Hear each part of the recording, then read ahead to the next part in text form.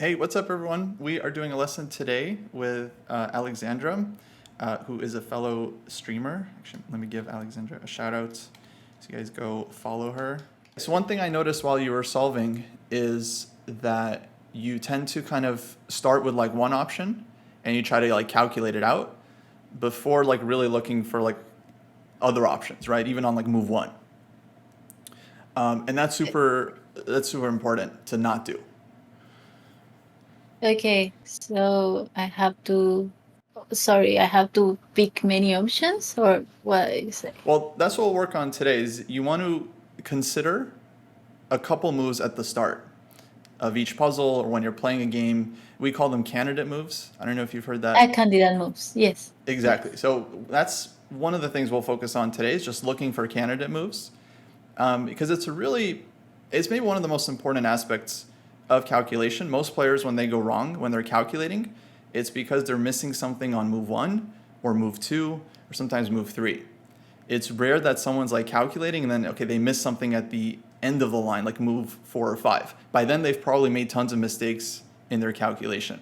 So it's generally considered to be important to work on kind of your width rather than your depth, if that makes sense. Like seeing more options in the beginning, like the first 1 or 2 moves, rather than trying to calculate a line like super deep, like 6, 7 moves long. Okay. Yeah. So that's the first thing. Just trying to consider more moves at the beginning, and then also more moves on move two. So what happens for a lot of players is they look at several options on move one, then they start calculating one of them, and then when they're calculating on move two, then they don't see a bunch of options. They just go back to the first move they see, and then they try to calculate that out. So we'll try to work on this, where you're just constantly looking for more options. The second thing I want to focus on is forcing moves, Forcing moves. which probably you've also heard this phrase, like checks, captures, and threats, like threatening mate, threatening the queen, attacking something. Like this can be a very forcing move as well. I definitely want to get you to the point where your instincts are to just look for all the forcing moves in the position just immediately.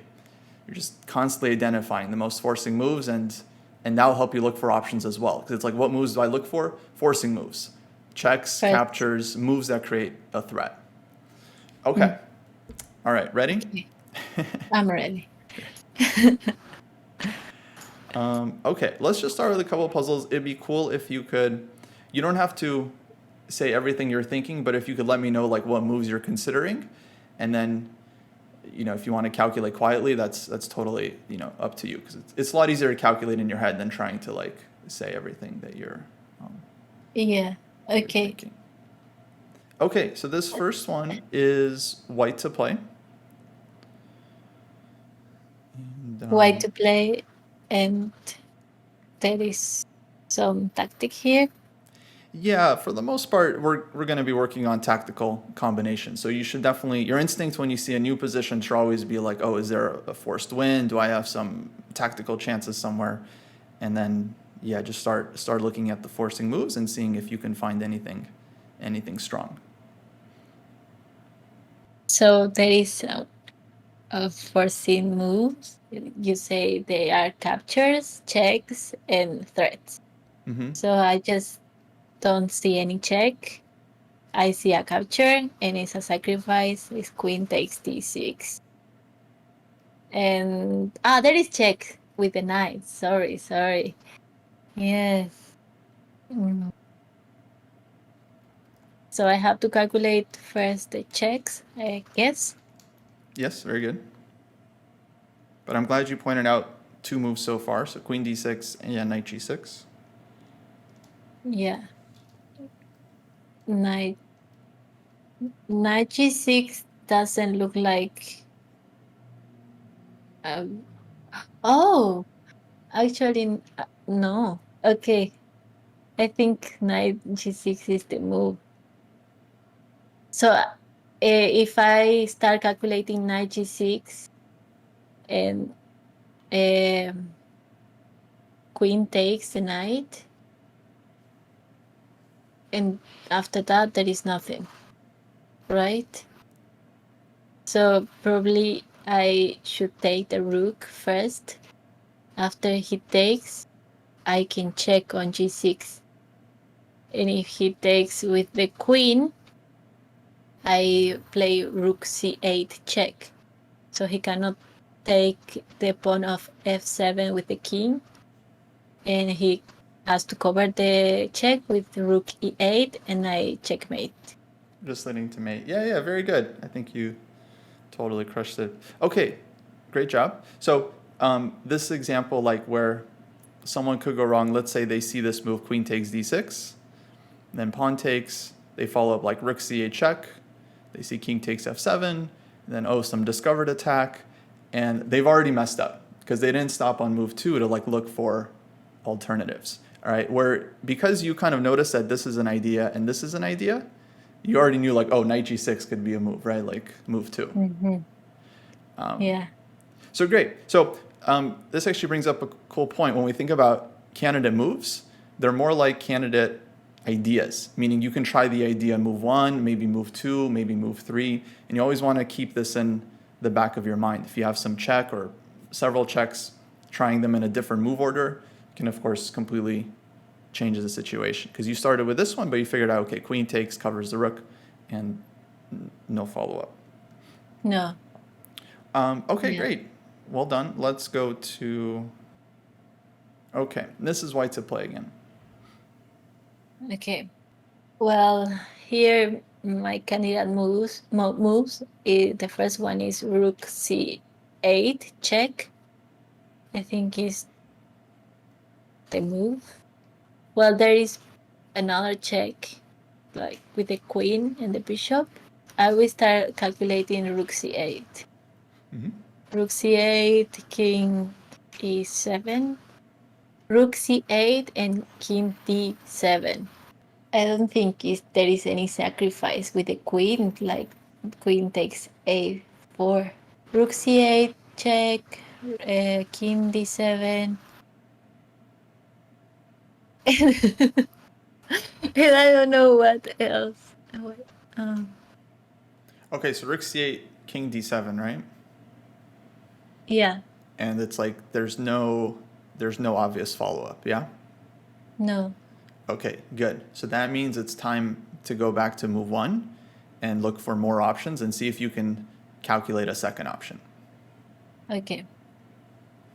I can try to play rook c5. Mm-hmm. And if he takes the queen, I just take the queen. But I don't win nothing there. So I don't think that's the move. Oh, wait. After that, I can try to play rook c1, attacking the bishop. And he moves the bishop. And I go with the rook to c8, check, and I win the rook.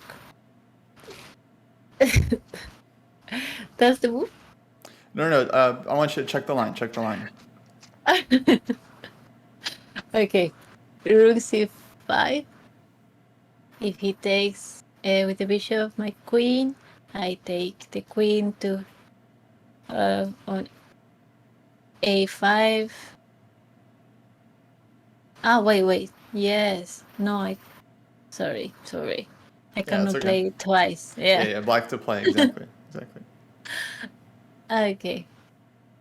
Okay. Well, so I play rook a1, and if he takes my queen, I take the queen.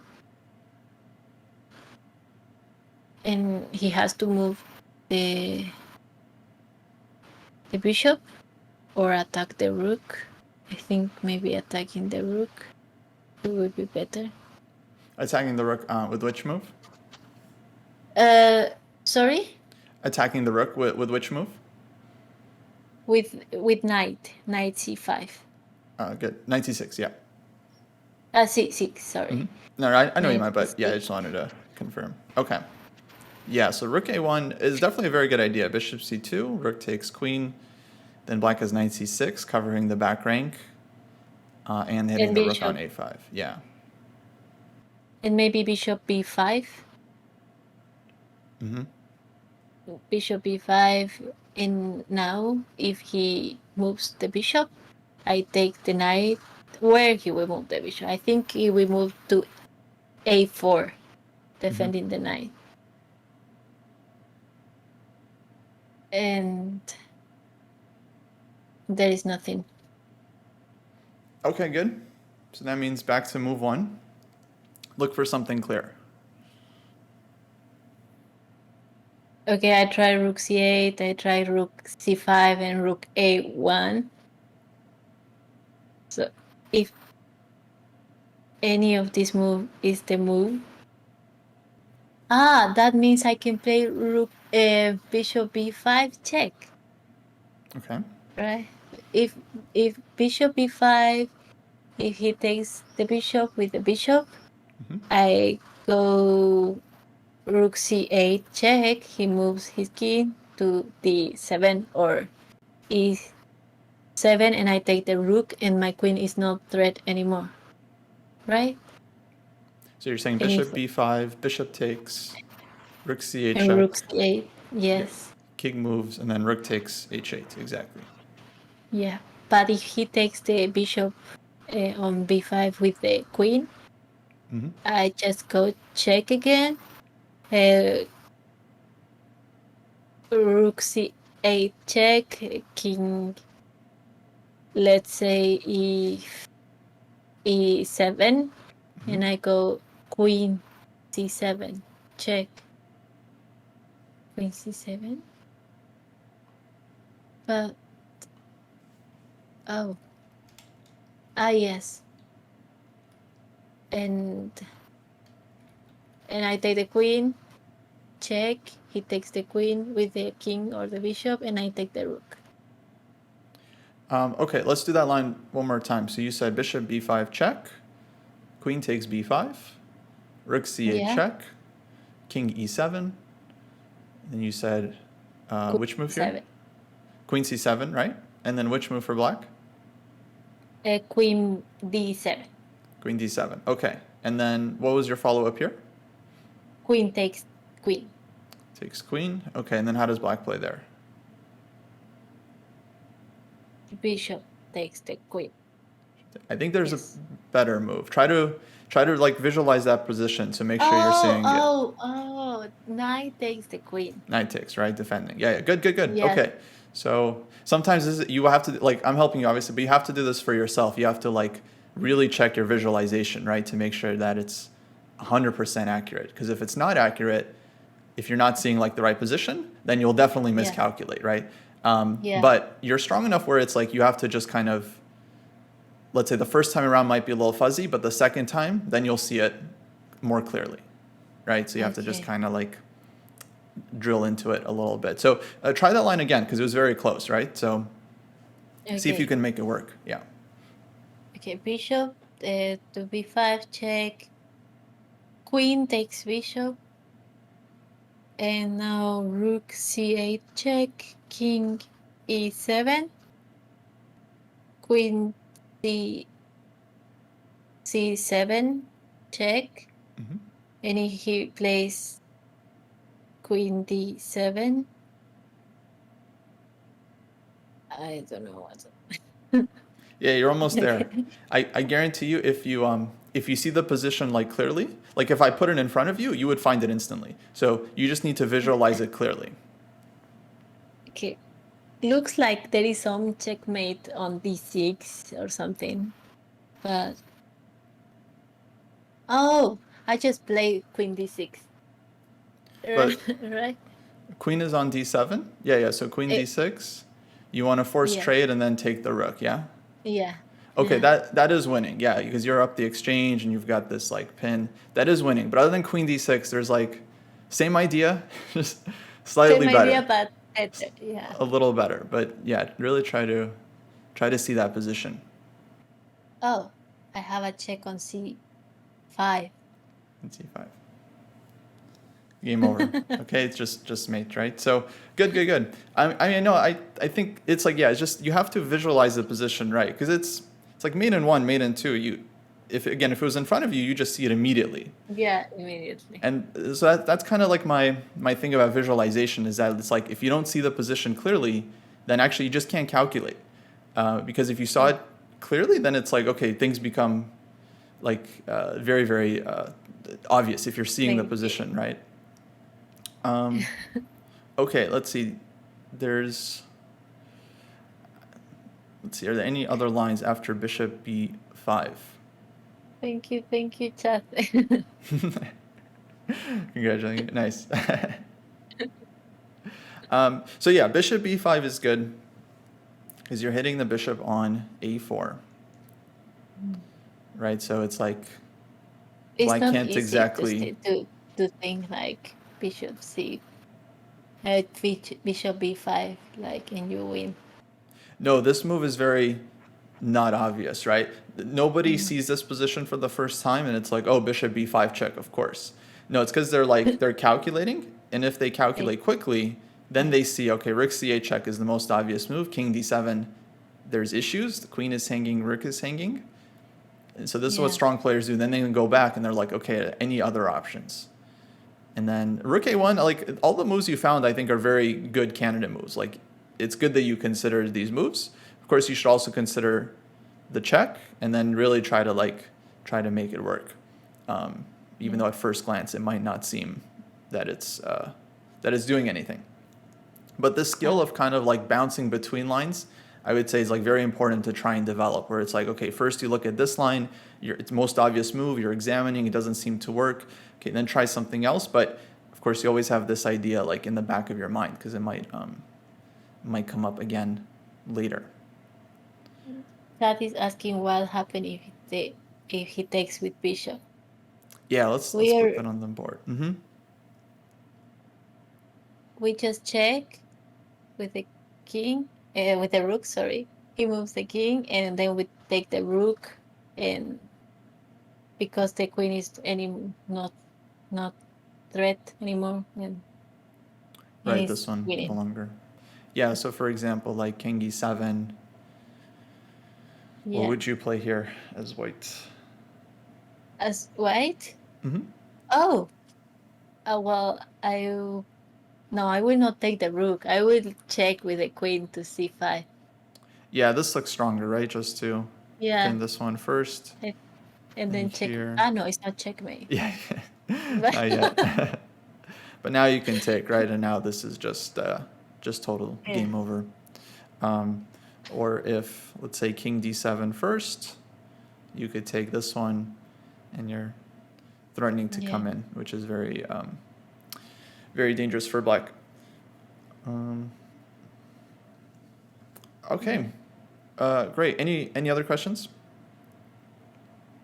No, I think it will be a really amazing game if you can play this in a tournament. Like, to see this tactic is beautiful, I think. I know. I mean, it seems like totally random, right? And difficult. But I guess the idea here is, okay, as you solve lots of puzzles, you'll build up your tactical intuition to the point of where if you're playing a game and you feel like there's something here, okay, king is in the center, you have a lot of checks, a lot of forcing moves. Once you recognize, oh, there might be something here, then it's no different than it's like, oh, this is a puzzle, white to play and win. It's like, okay, you're in a game, but essentially it's a puzzle now. You just have to use your calculation skill to figure it out. You can feel it, like you have something here. Absolutely. And the more puzzles you do, the better the intuition is, and then the faster you're able to start looking through the options, understanding, okay, this doesn't work, this works, and eventually you just feel like the calculation has improved tremendously, both your intuition, and then when you want to sit down and calculate through something, like you're able to just direct, like move by move, figure it out. All right, let's do this one. All right, white to play. Okay, white to play. So you can see there is something because you have 4 pieces on top of the king almost. and well, there is my candidate moves are like knight g6 check, my first one. Hmm. I think that's the best one. I would say other can be rook h3, and I think that's it. Oh, bishop's f5 f7, threatening the rook, but I don't think that's the move. I will start calculating knight g6 check. Good. Okay. So knight g6 check. It takes with the knight, and I take with the pawn. And after that, he can play h6. And I don't think there is something. I don't think there is nothing there. So probably I'm thinking a crazy move like queen e6 to distract the knight, so he has to take with the pawn. So if I play queen e6, I'm threatening checkmate in g8. If he takes the queen, I just check on g6, and if he takes the knight, well, he's not. Yeah, if he takes the knight, I play rook h3, and then king g8, and I take the knight with the bishop, checkmate. And if he doesn't take the knight with the pawn, he moves king g8. I just take the knight with the bishop, and it's checkmate too. So I don't know what else he can play, like queen e6, knight g6, maybe to defend g8 with the rook. But there I just take the knight with the knight, check, he has to take, and then I play rook h3, checkmate. I think that's the move. Okay. Yeah. Going to queen e6. I can move the.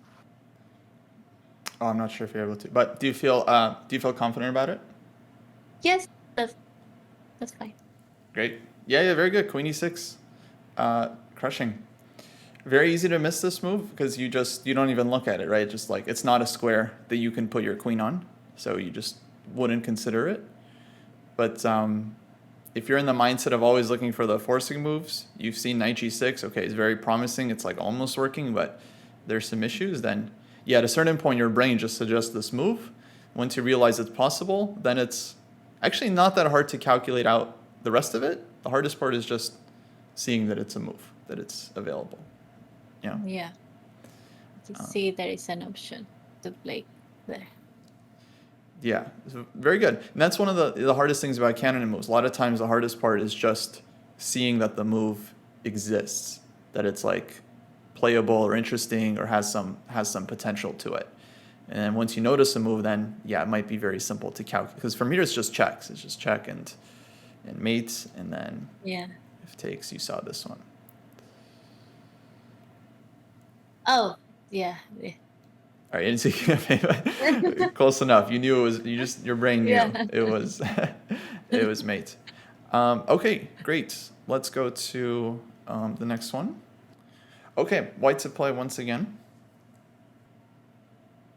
Well, here can be queen f4, my candidate move. But I think he ran away, like with the king to h7. I don't know. Oh, I think I know what it is. It's rook f5. Okay. With rook f5, I'm threatening checkmate on h5. And if he takes, if he, if he yeah, if he takes the rook with the knight, I just take the knight and I'm threatening checkmate on g6. Oh, but he can play king h7, and I think he run away. I can check on g6 or take the pawn on g and h5, but he just played king g8. Oh, okay. Instead of checking with the queen, I can push the pawn to f6, and I threat checkmate. And I don't think he can defend that checkmate. Or yes? No.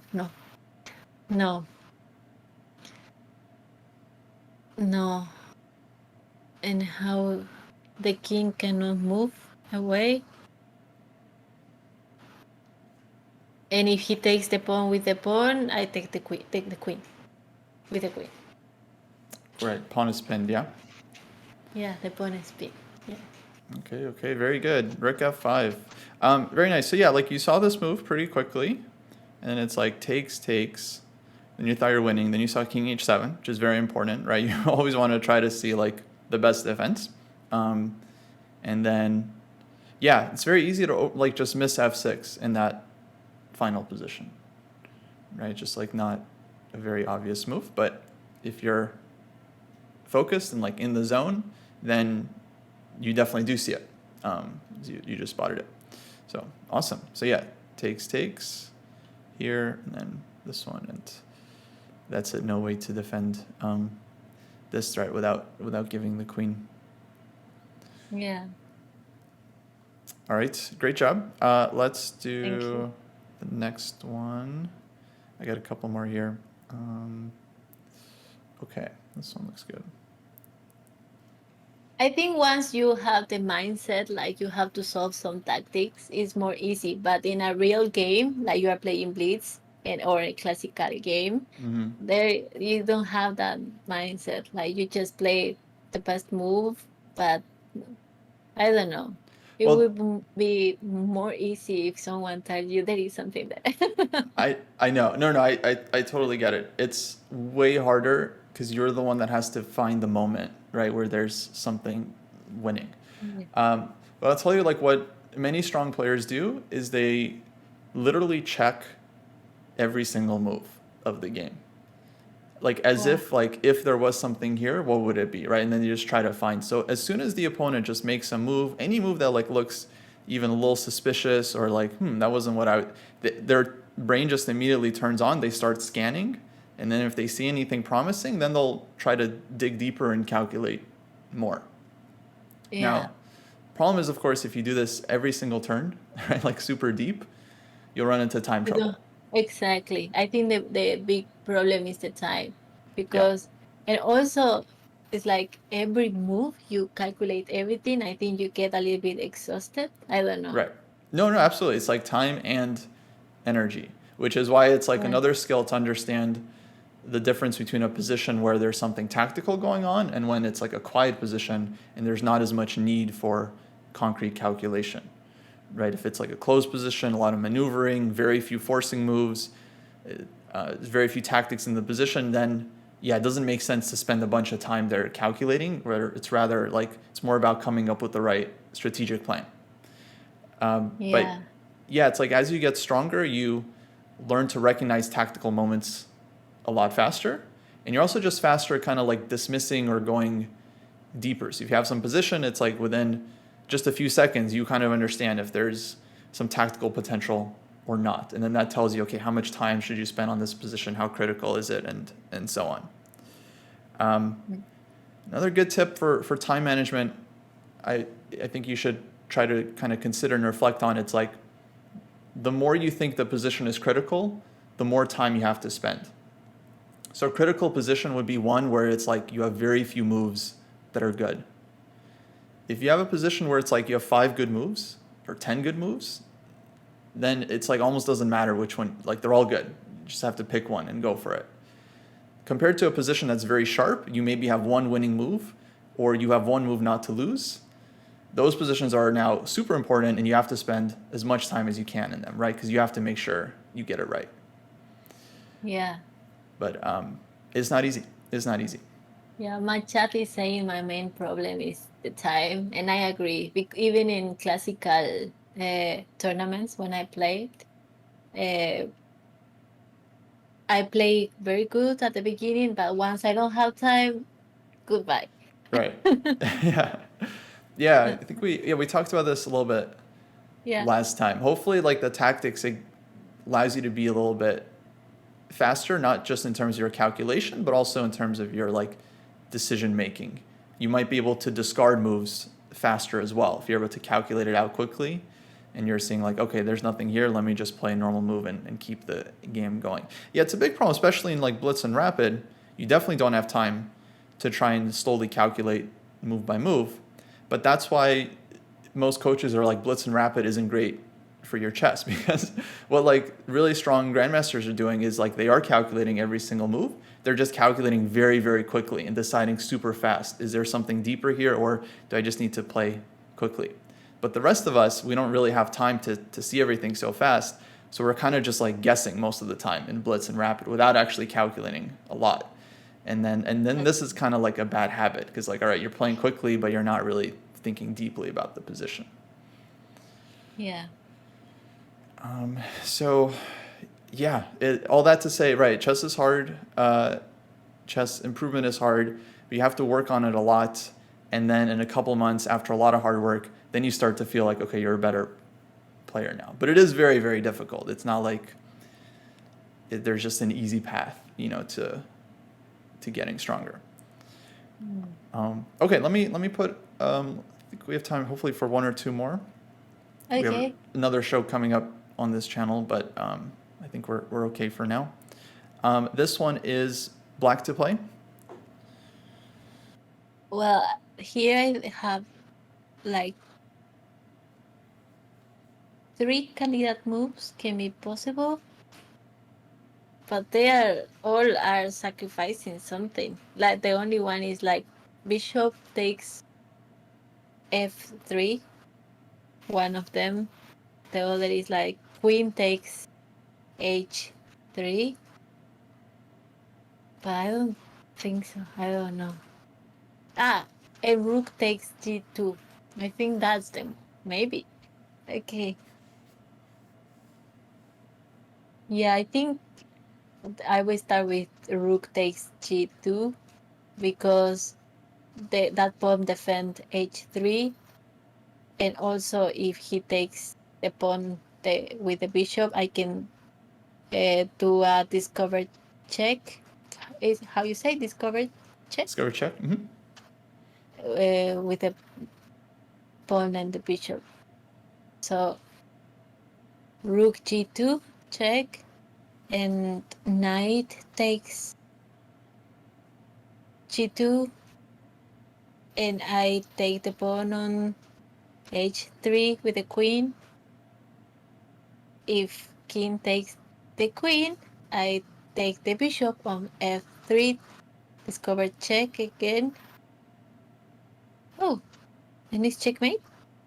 No, it's not checkmate. And knight h5, the rook takes the knight, and it's checkmate. It's checkmate, right?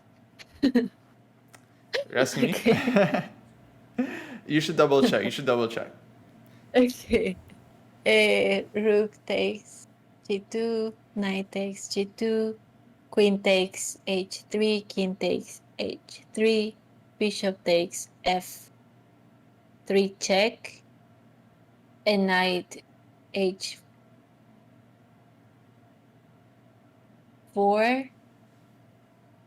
And I cannot take the knight because the king is defending the knight. No, it's not checkmate. This is more complicated than I thought. Okay, rook takes g2, knight takes g2, queen takes h3. Let's keep with that. King takes h3, bishop takes f3, and knight h4. And there is nothing. Oh, no. Yes, there is something. I have bishop. No. No. Okay, this is more difficult. It's okay. Take your time. So okay, I would keep trying with the rook g2. I think it's that. If knight takes, okay, rook takes g2, knight takes g2, queen takes h3, king takes h3, and instead of taking the bishop, I will play bishop g4, check, and he has to take the. No, wait. Is that checkmate? Yes, it is, right? Yes. Looks like me, yeah?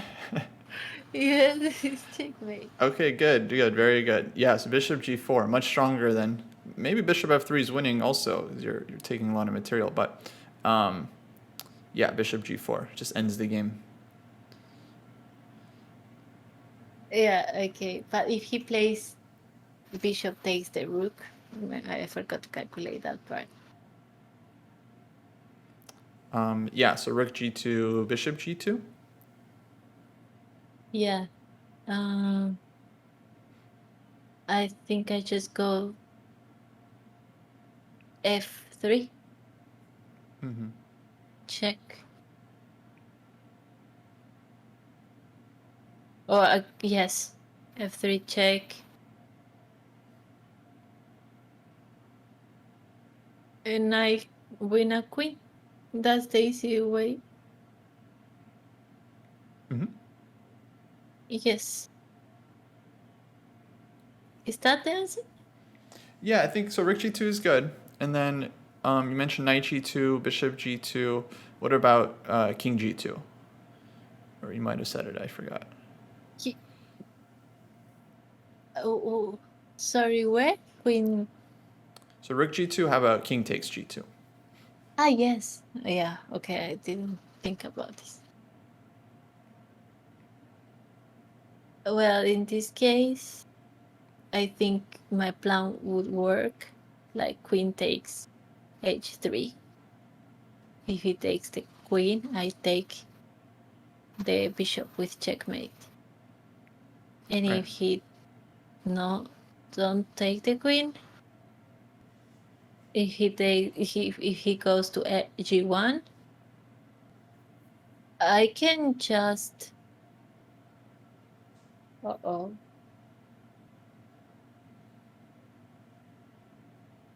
I can check on g6 Mm-hmm. with the rook. If Mm-hmm. he plays knight g2, I take the bishop on f3 with the other bishop. Yes. And that's Okay, just, good. yeah, just crushing. Yeah, okay, very good, very nice. So yeah, rook g2, I think, like, so when you first started this position, I think your first moves are like bishop takes f3, and then I think you saw this one was possible, and then once you saw rook g2 was possible, it's like your intuition was like, oh, that's the move. That's got to be rook g2, which is good. That's exactly why we want to look for candidate moves at the start, because you might notice a move and then realize, oh, that might be very, very strong. And then you Yeah. don't even have to look at the other moves. You can just focus your time on the most promising move. And then if it doesn't work, it doesn't work. But it's like, yeah, very important to start on what you kind of think is most likely to be good. Okay, so Yeah. you got a little bit stuck when you were calculating this position, right? Because Yes. you saw this one and it's like, okay, I don't blame you for looking at this move at all. is you're taking a bishop, you're hitting the queen. It was the move in all the other variations. This was winning. But yeah, if you went a little bit slower and kind of just like pause in this position, which you eventually did once you just got stuck on this one, you went back and you're like, wait, maybe there's Yeah, something else. exactly. Once you pause here, then it's like, oh, yeah, then you'll find it. You'll find it.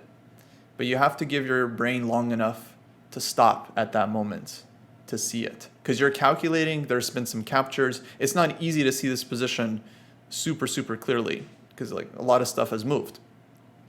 So you have to really like focus, see the position clearly, and then okay, it's mate in one, you'll find it. But it's very easy to miss because the position is not like super clear, right? It's a little bit fuzzy in your visualization, and yeah, once that happens, it's like it's very important to learn how to actually slow down and just like take it step by step. Because of course it's very easy to overlook stuff on move 2, on move 3, once the brain has to keep a lot of moves in its mind. Okay, and then yeah, after king takes, you have the same one, and then king g1, and then okay, it took you a little while to see rook g6, which again, if we start with this position, it's like not super hard to see rook g6, but it's in your Yeah. visualization, right? It makes it a lot harder to see it. So you have to just give yourself the space to like slow down and then check for candidate moves, right? Every step of the way. And then Yeah. after this, it's It's a little bit all over. difficult to choose candidate moves when you don't have the position in your mind. Yeah. Sorry, in the board. Yes. Yeah, of course. It's very hard because you have to see it super clearly, and then it's usually not going to be as good as if it was right in front of you. But yeah, the more like tactics you solve, more combinations, your brain will start to see patterns a lot easier in the variations.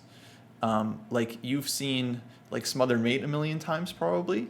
So Yeah. if it happens like in a combination on like move 3 or 4, you'll probably notice that it's possible, like even a couple moves away. So the more like tactics you do, more combinations, more patterns will become like so deeply ingrained that you start to see them Even you way try ahead to of set time. up maybe like Yeah, that. Yeah. Okay. absolutely.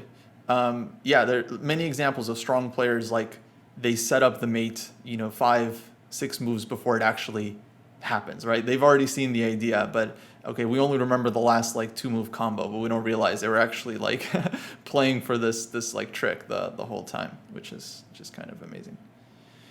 Yeah. Okay, well done. I think we gotta wrap up the lesson there, but hopefully that was useful. That gives you something to think about when you're Yes, working. I love it. Yeah, and thank you so much. I enjoyed this lesson, and I think it's really important this topic. At least, well, in all the levels, I think this is the most important part because Yeah. you have to find the the the tactic if there is a tactic, right? Yeah, Yeah. absolutely. I mean, right, tactics like they just show up at every level and they show up in every game, and at some point the position's going to get crazy, and yeah, it's just like whoever has the better calculation generally has just a huge advantage in the battle. Yeah. Well, great. I'm glad it was helpful. I would encourage you to Yes. keep just like some of these things in mind, like looking for moves at the start, It's very keeping track of useful. your visualization. Yeah, absolutely. Especially like if you feel like it's fuzzy or it's like unclear, that's a great sign that maybe you miscalculated something or you're not quite seeing it. And it's like, it's a hopefully a trigger to go back and then start calculating again, but just a little bit slower and just try to see things a little bit more clear. Thank you. Yeah. Yeah, Yeah, I agree. Thank you. absolutely. Thank you. Cool. I'll leave it there, and Okay. let's do this again. We'll keep working, Yes. Yeah. do a new topic next time, but we'll keep working on Thank calculation. you, Kostya, for accepting me training. The Absolutely. training. Yes. I'm glad. I'm glad it was And I'm useful. sorry for my English. No, don't be. No, it was absolutely fine. Um, yeah, I could never teach in another language. It'd be very hard. Um, But yeah, I'll leave the stream and talk to you Thank next you. time. Yeah, keep up the good work. Okay. Bye, Kostya. All right, take Have care. a nice day, the rest Thanks. of the day. You too. Bye.